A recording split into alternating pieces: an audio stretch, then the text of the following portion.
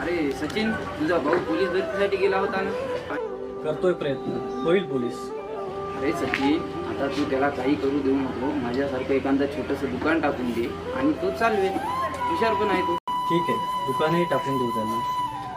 दुकान टाकल्यानंतर तो दुकानात कामही करेल.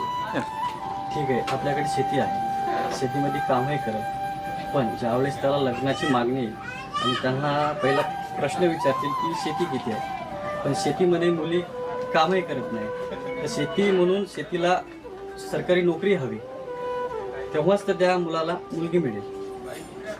अरे सचिन, आम्ही पण तेच केलं आणि तू पण तेच करायला तुझ्या भावाला पोलीस भरतीला पाठवायला. अरे नाही लागत रे नोकरी आपल्यासारख्याला. आपण शेतकरी माणसं, आपल्याला शेतीच करावं लागते.